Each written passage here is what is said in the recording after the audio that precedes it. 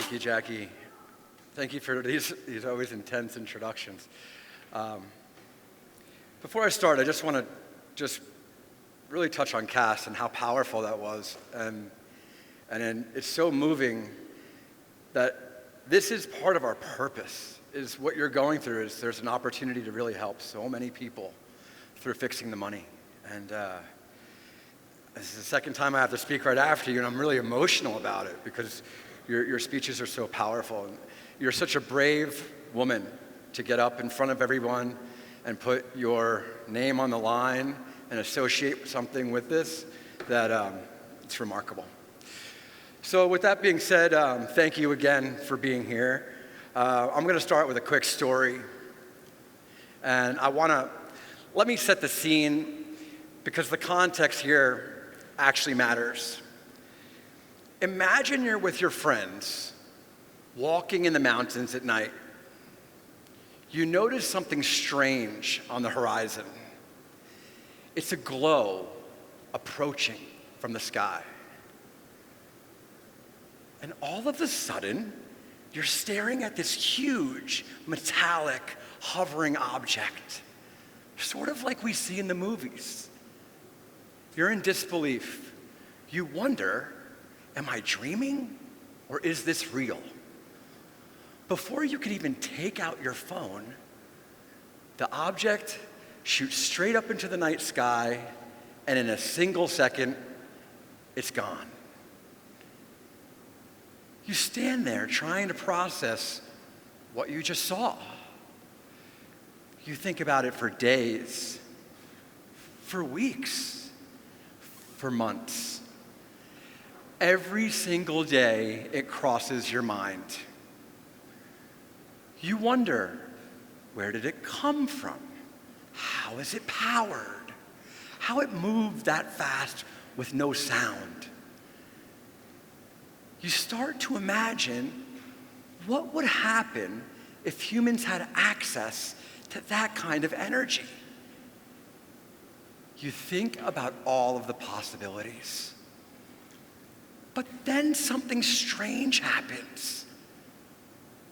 About a year later, you go an entire day without thinking about it. You just have a normal day. You go to school, you go to work, you spend your time with your friends and family, and for the first time, you don't think about it at all. Maybe your brain accepted that there's nothing you could do about it. Maybe you knew you would never see it again. Maybe you got tired of people not believing you. But the point is this: you were able to take one of the most profound, out-of-this-world experiences and forget about it for an entire day. Now contrast that with this. I've spent nearly a decade speaking with thousands of Bitcoiners all around the world, many of the smartest people on the planet. And about 6 years ago, I started asking them one simple question. Since discovering Bitcoin, can you recall a time that you went 24 hours without thinking about it once? And the answer every single time is no. Not once. Not in a year, not in 2 years, not in 5 years, and in some cases, not a decade. I've never met a single person who truly understands what this is and has been able to turn it off. So we have to ask, why? What is so powerful, so profound, that it stays with people every single day? It took me about 3 years, from 2017 to 2020, just to begin to understand it. And another 6 years of studying to where I am today. Bitcoin represents many things: energy, time, value, freedom, privacy, hope. But one of the most important things it represents is truth. Because if you really think about the world today, it's very difficult to know what is true. We grew up in school systems that teach us a certain version of reality. We later realized that history is often written by the people that win. We begin to question whether the media is telling us the full and true story or not. And over time, you start to feel something uncomfortable, that the ground beneath your feet might not actually be stable. Because if you have something that is true, something that you could verify for yourself, then everything you build on top of it becomes uncertain. Untrue becomes uncertain. Your decisions, your savings, your future. Because if this foundation is shifting, how can we build anything on top of it? So when people discover Bitcoin, they encounter something very different. Bitcoin doesn't ask you to trust anyone. You don't have to trust a bank, a government. You don't have to trust a company. You could verify it for yourself every 10 minutes. Thousands of people all over the world independently checking the very same system. No permission required. No authority needed. It simply is what it is. This is similar to how you trust time on your phone, on your computer. They all show you the same time. You don't question it every day because it's consistent. Bitcoin introduces something like that, but for value. Because every system we've ever known, money, banks, governments, they all require trust in people. And people change, and they get pressured. They make decisions behind closed doors. They make mistakes. Sometimes they even act in their own interests.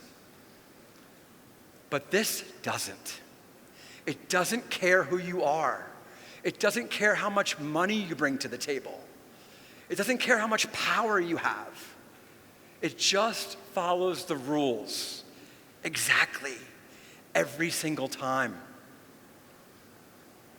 You're not just holding an asset. You're holding proof that a system can exist where there's no one in control and no one could cheat. And that honesty doesn't depend on people being good. It's built into the system itself and shared equally with anyone in the world. And once you feel that, once you experience something that doesn't lie to you, you don't just begin to understand it, you feel it. And that's why people can't stop thinking about it. And once you have something that is true, the next question becomes, is it scarce? Because if something is true, but there's an unlimited amount of it, it loses its meaning. In the world we live in today, almost everything can be created more of. More money, more houses, more stocks, more products. There's almost nothing that can't be expanded. And everything can be increased. When everything can be increased, you lose your ability to measure value honestly. Because if I could create more of something at any time, then how do you know what it's really worth? This is exactly what happens with money today. Governments print more of it. Banks create more of it. And when that happens, the value of everything you have quietly decreases. Not because you made a bad decision, not because of the system itself is expanding, but because of the system itself is expanding. So if you work hard, if you save, that you're standing on a foundation that's constantly changing beneath you. But if you contrast that with this, 21 million, that's it. It's a fixed, Bitcoin has a fixed supply. Not approximately, not negotiable, not adjustable, exactly 21 million. No government can change it, no company can change it, and no amount of money, military, or power in the world can change it. You can't print more. You can't manipulate it. For the first time in human history, you have something that is not only true, but absolutely scarce.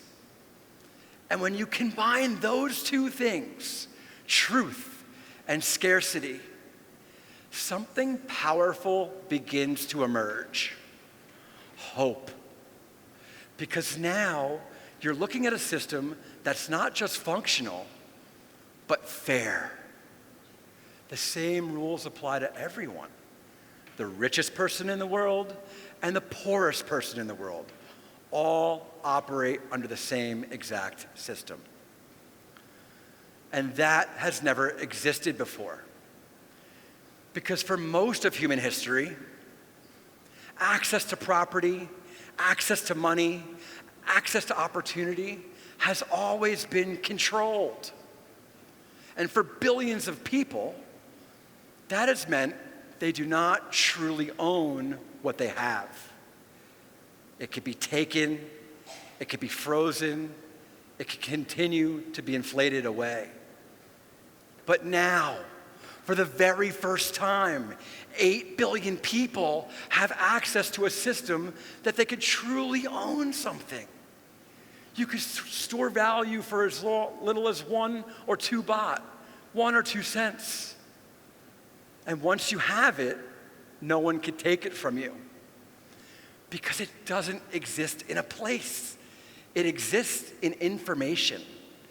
A sequence of numbers, a set of words, something you could store in your mind, as Piria had just elegantly said. And that changes everything. Because now you could walk across borders with everything you have saved in your memory. No one could see it, no one could stop it, and no one could take it. This is not just technology. This is a human right. The right to own your own time. The right to own your own energy. The right to own what you have earned.